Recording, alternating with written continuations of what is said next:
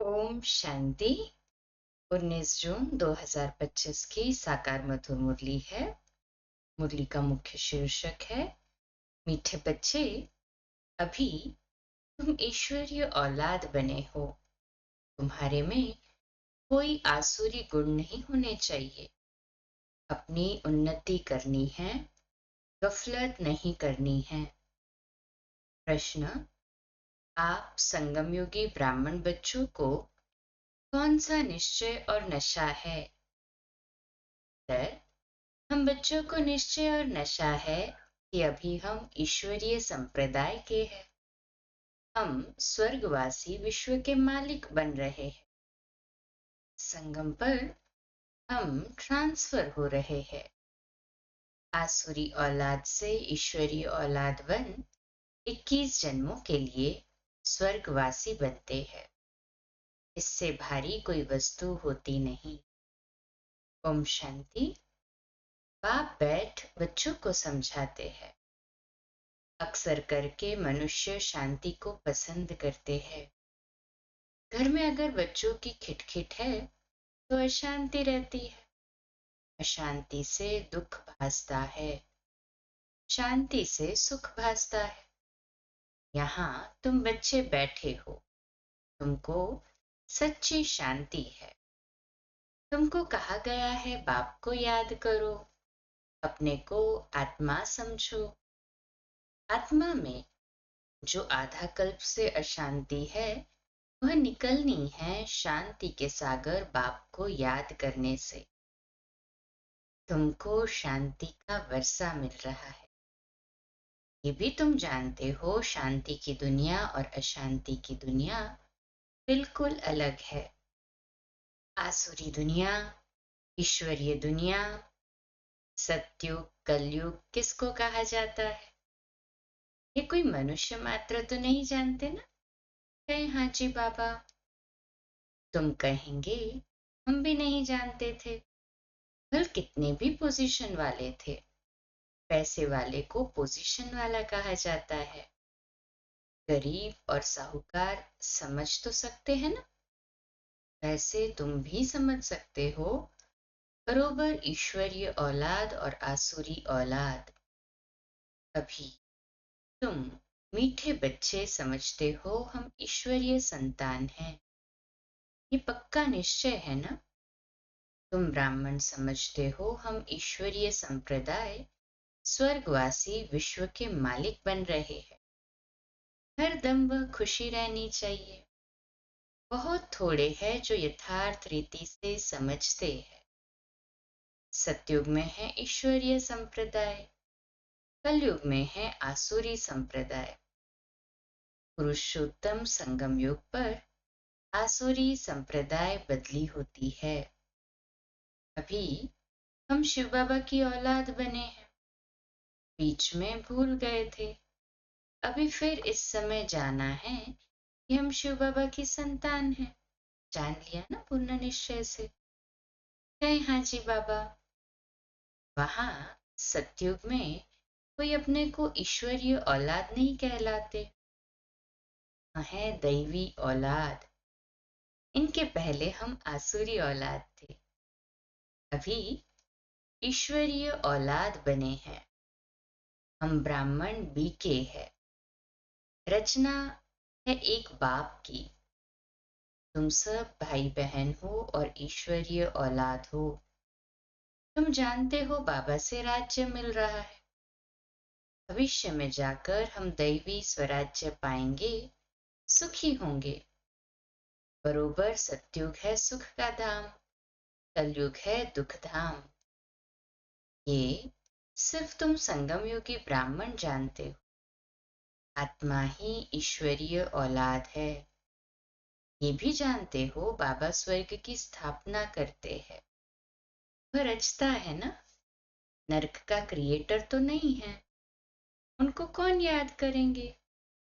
तुम मीठे मीठे बच्चे जानते हो बाप स्वर्ग की स्थापना कर रहा है।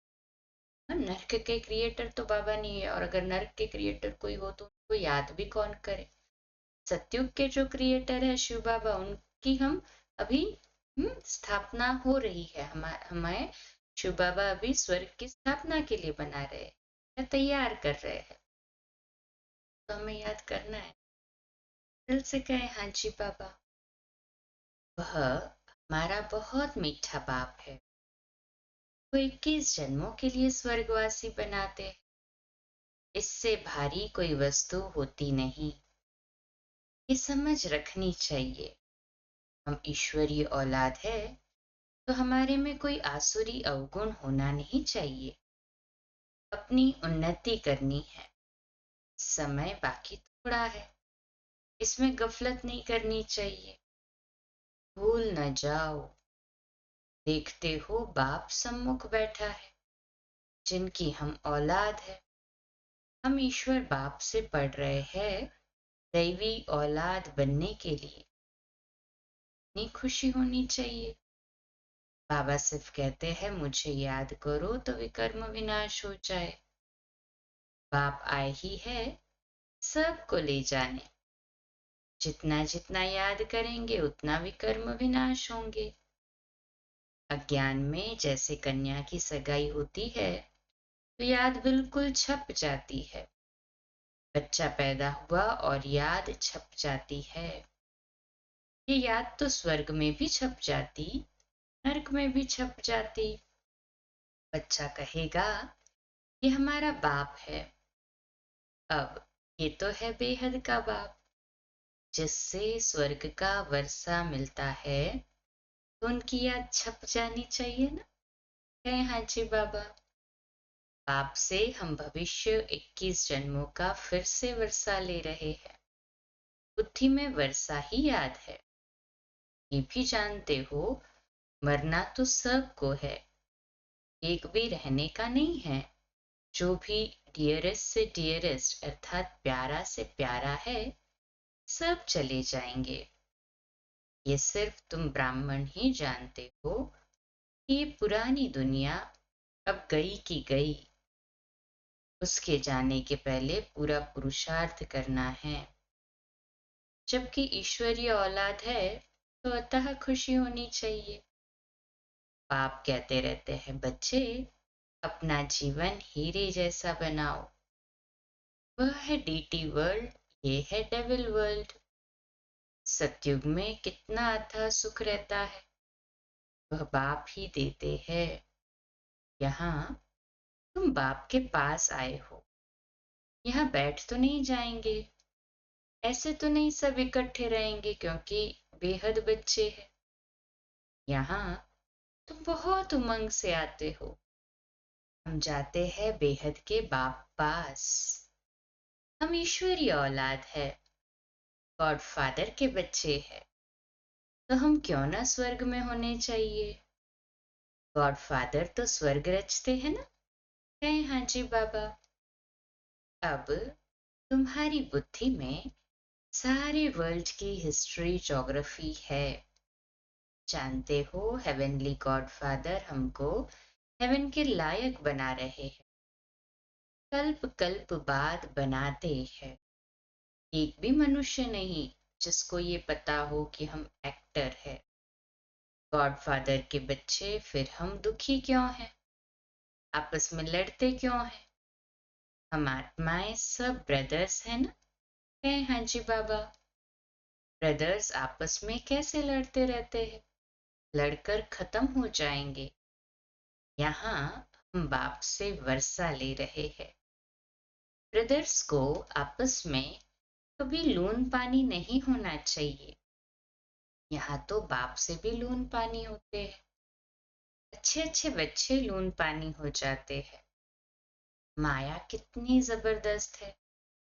जो अच्छे अच्छे बच्चे हैं वह बाप को याद तो पड़ते हैं। बाप का कितना लव है बच्चों पर। बाप को तो सिवाय बच्चों के और कोई है नहीं जिसको याद करे। तुम्हारे लिए तो बहुत है। तुम्हारी बुद्धि इधर उधर जाती है। धंधे आदि में भी बुद्धि जाती है। हमारे लिए तो कोई धंधा आदि भी नहीं है। तुम अनेक बच्चों के अनेक धंधे हैं, हमारा तो एक ही धंधा है। हम आए ही है बच्चों को स्वर्ग का वारिस बनाने। आए है ना? शिव बाबा हमें वारिस बनाने गए। हाँ जी बाबा। बेहद के बाप की प्रॉपर्टी सिर्फ तुम बच्चे हो। गॉड फादर है ना? सभी आत्माएं उनकी प्रॉपर्टी है, अर्थात बच्चे है। माया ने छीछी बना दिया है। अब बुलबुल बनाते हैं बाप। बाप कहते हैं मेरे तो तुम ही हो। तुम्हारे ऊपर हमारा मोह भी है। चिट्ठी नहीं लिखते हो तो ओना हो जाता है। अच्छे अच्छे बच्चों की चिट्ठी नहीं आती है। अच्छे अच्छे बच्चों को एकदम माया खत्म कर देती है। जरूर देह अभिमान है ना? बाप कहते रहते हैं अपनी खुश खैराफत लिखो। बाबा बच्चों से पूछते हैं बच्चे तुमको माया हैरान तो नहीं करती है? बहादुर बन माया पर जीत पहन रहे हो ना? कहे हाँ जी बाबा। तुम युद्ध के मैदान में हो ना? कर्मेंद्रियां ऐसी वश करनी चाहिए जो कुछ भी चंचलता न हो। सत्युग में सब कर्मेंद्रियां वश में रहती है। कर्मेंद्रियों की कोई चंचलता नहीं होती है। न मुख की, न हाथ की, न कान की, कोई भी चंचलता की बात नहीं होती। वहां कोई भी गंदगी चीज होती नहीं। यहाँ योग बल से कर्मेंद्रियों पर जीत पाते हो। पाप कहते हैं कोई भी गंदी बात नहीं। कर्मेंद्रियों को वश करना है। अच्छी रीति पुरुषार्थ करना है। टाइम बहुत थोड़ा है। गायन भी है बहुत गई थोड़ी रही। अभी थोड़ी रहती जाती है। नया मकान बनता रहता है तो बुद्धि में रहता है ना कि बाकी थोड़ा समय। अभी ये तैयार हो जाएगा। बाकी ये थोड़ा काम है। वह है हद की बात और ये है बेहद की बात। ये भी बच्चों को समझाया गया है। उन्हों का है साइंस बल, तुम्हारा है साइलेंस बल। है उनका भी बुद्धि बल, तुम्हारा भी बुद्धि बल। साइंस की कितनी इन्वेंशन निकालते रहते हैं। अभी तो ऐसे बॉम्ब्स बनाते रहते हैं जो कहते हैं वहां बैठे बैठे छोड़ेंगे तो सारा शहर खत्म हो जाएगा। फिर ये सेनाएं, एरोप्लेन आदि भी काम में नहीं आएंगे। तो वह है साइंस बुद्धि। तुम्हारी है साइलेंस बुद्धि। वह विनाश के लिए निमित्त बने हुए हैं और तुम अविनाशी पद पाने के लिए निमित्त बने हो। ये भी समझने की बुद्धि चाहिए ना? तुम बच्चे समझ सकते हो। बाप कितना सहज रास्ता बताते हैं। भल कितनी भी अहिल्याएं कुब्जाएं हो, सिर्फ दो अक्षर याद करने हैं, बाप और वर्षा। फिर जितना जो याद करे और संगतोड़ एक बाप को याद करना है। बाप कहते हैं मैं जब अपने घर परम धाम में था तो भक्ति मार्ग में तुम पुकारते थे बाबा आप आएंगे तो हम सब कुछ कुर्बान करेंगे। यह हुए जैसे करनी घोर। करनी घोर को पुराना सामान दिया जाता है।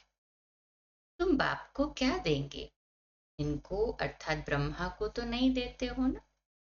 इसने भी सब कुछ दे दिया। ब्रह्मा बाबा का जो था सब कुछ दे दिया उन्होंने। ये थोड़े ही यहाँ बैठ महल बनाएंगे। ये सब कुछ शिव बाबा के लिए है। उनके डायरेक्शन से कर रहे हैं। शिव बाबा करण करावनहार है, डायरेक्शन देते रहते हैं। बच्चे कहते हैं बाबा आप हमारे लिए एक ही हो। आपके लिए तो बहुत बच्चे हैं। बाबा फिर कहते हमारे लिए सिर्फ तुम बच्चे हो। तुम्हारे लिए तो बहुत है। इतने देह के संबंधियों की याद रहती है। मीठे मीठे बच्चों को बाप कहते हैं जितना हो सके बाप को याद करो और सबको भुलाते जाओ। स्वर्ग की राजाई का मक्खन तुमको मिलता है। जरा ख्याल तो करो कैसे ये खेल की रचना है। तुम सिर्फ बाप को याद करते हो और स्वदर्शन चक्रधारी बनने से चक्रवर्ती राजा बनते हो। अभी तुम बच्चे प्रैक्टिकल में अनुभवी हो। मनुष्य तो समझते हैं भक्ति परंपरा से चली आई है, विकार भी परंपरा से चले आए हैं। इन लक्ष्मी नारायण राधे कृष्ण को भी तो बच्चे थे ना? अरे हाँ, बच्चे क्यों नहीं थे, परंतु उन्हों को कहा जाता है संपूर्ण निर्विकारी। यहाँ है संपूर्ण विकारी, एक दो को गालियां देते रहते हैं। अब तुम बच्चों को बाप श्री श्री की श्रीमत मिलती है, तुमको श्रेष्ठ बनाते हैं। अगर बाप का कहना नहीं मानेंगे तो फिर थोड़े ही बनेंगे। अब मानो न मानो, हाँ बाबा कहते हैं अगर अभी बाबा का कहना नहीं मानेंगे तो थोड़े ही वो पद पाएंगे या थोड़े ही वो हाँ ऐसे श्रेष्ठ बनेंगे। अब मानो न मानो, बाबा ने रिस्पॉन्सिबिलिटी बच्चों पर ही दे दी। सपूत बच्चे तो फौरन मानेंगे, पूरी मदद नहीं देते हैं तो अपने को घाटा डालते हैं। बाप कहते हैं मैं कल्प कल्प आता हूँ, इतना पुरुषार्थ कराता हूँ, इतनी खुशी में ले आते हैं। बाप से पूरा वर्षा लेने में ही माया गफलत कराती है, परंतु तुम्हें उस फंदे में नहीं फंसना है। माया से ही लड़ाई होती, बहुत बड़े बड़े तूफान आएंगे, उसमें भी बारिशों पर जास्ती माया वार करेगी। रुस्तम से रुस्तम हो लड़ेगी। जैसे वैद्य दवाई देते हैं तो बीमारी सारी बाहर निकल आती है, यहाँ भी मेरे बनेंगे तो फिर सबकी याद आने लग पड़ेगी। तूफान आएंगे, इसमें लाइन क्लियर चाहिए। हम पहले पवित्र थे, फिर आधा कल्प अपवित्र बने, अब फिर वापस जाना है। बाप कहते हैं मुझे याद करो तो इस योग अग्नि से तुम्हारे विकर्म विनाश होंगे। जितना याद करेंगे उतना ऊंच पद पाएंगे। याद करते करते तुम घर चले जाएंगे। इसमें बिल्कुल अंतर्मुखता चाहिए। नॉलेज भी आत्मा में धारण होती है ना, आत्मा ही पढ़ती है। आत्मा का ज्ञान भी परमात्मा बाप ही आकर देते। ना भारी ज्ञान तुम लेते हो विश्व का मालिक बनने के लिए। मुझे तुम कहते ही हो पतित पावन, ज्ञान का सागर, शांति का सागर। जो मेरे पास है वह तुमको सब देता हूँ, बाकी सिर्फ दिव्य दृष्टि की चाबी नहीं देता हूँ, उसके बदले फिर तुमको विश्व का मालिक बनाता हूँ। साक्षात्कार में कुछ है नहीं, मुख्य है पढ़ाई। पढ़ाई से तुमको 21 जन्म का सुख मिलता है। मीरा की भेंट में तुम अपने सुख की भेंट करो। वह तो कलयुग में थी, दीदार किया फिर क्या। की माला ही अलग है, ज्ञान मार्ग की माला अलग है। रावण की राजाई अलग, तुम्हारी राजाई अलग। उसको दिन, उनको दिन, सत्युग त्रेता को दिन और उनको द्वापर कलयुग को, भक्ति वाले स्थान को या रात कहा जाता है, समय को। अच्छा, मीठे मीठे सिकिलदे बच्चों प्रति माता पिता बाप दादा का याद प्यार और गुड मॉर्निंग। रूहानी बाप की रूहानी बच्चों को नमस्ते। हम रूहानी बच्चों की रूहानी बाप दादा को याद प्यार, गुड मॉर्निंग और नमस्ते। वाह पापा वाह, शुक्रिया बाबा, शुक्रिया। धारणा के लिए मुख्य सार है, पहली पॉइंट, याद के बल से अपनी कर्म इंद्रियां ऐसी वश करनी है जो कोई भी चंचलता न रहे। टाइम बहुत थोड़ा है, इसलिए अच्छी रीति पुरुषार्थ कर मायाजीत बनना है। दूसरी पॉइंट, बाप जो ज्ञान देते हैं उसे अंतर्मुखी बन धारण करना है। कभी भी आपस में लून पानी नहीं होना है। बाप को अपनी खुशखैराफत का समाचार जरूर देना है। आज का मीठा वरदान है, कल्याणकारी वृत्ति द्वारा सेवा करने वाले सर्व आत्माओं की दुआओं के अधिकारी भव। विश्लेषण: कल्याणकारी वृत्ति द्वारा सेवा करना, यही सर्व आत्माओं की दुआएं प्राप्त करने का साधन। जब लक्ष्य रहता है कि हम विश्व कल्याणकारी है, तो अकल्याण का कर्तव्य हो नहीं सकता। जैसा कार्य होता है वैसी अपनी धारणाएं होती है। अगर कार्य याद रहे तो सदा रहमदिल, सदा महादानी रहेंगे। हर कदम में कल्याणकारी वृत्ति से चलेंगे। मैंपन नहीं आएगा, निमित्तपन याद रहेगा। ऐसे सेवाधारी को सेवा के रिटर्न में सर्व आत्माओं की दुआओं का अधिकार प्राप्त हो जाता है। आज का स्वमान: मैं सेवाधारी आत्मा हूँ। मैं सेवाधारी आत्मा हूँ। विश्लेषण: साधनों की आकर्षण साधना को खंडित कर देती है। अव्यक्त इशारा: आत्मिक स्थिति में रहने का अभ्यास कर अंतर्मुखी बनने का। अंतर्मुखी आत्माएं 3 प्रकार की भाषा के अनुभवी होती। पहली नैनो की भाषा, दूसरी भावना की भाषा और तीसरी संकल्प की भाषा। ये 3 प्रकार की भाषा रूहानी योगी जीवन की भाषा है। जितना जितना आप अंतर्मुखी स्वीट साइलेंस स्वरूप में स्थित होते जाएंगे, उतना इन 3 भाषाओं द्वारा सर्व आत्माओं को अनुभव करा सकेंगे।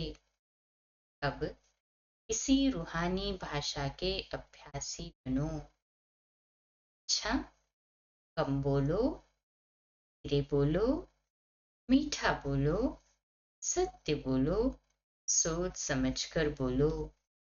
निमित्त भाव, निर्माण भाव, निर्मल वाणी। आज का नया दिन आप सभी को मुबारक हो, मुबारक हो, मुबारक हो। शुभ दिवस। ओम शांति।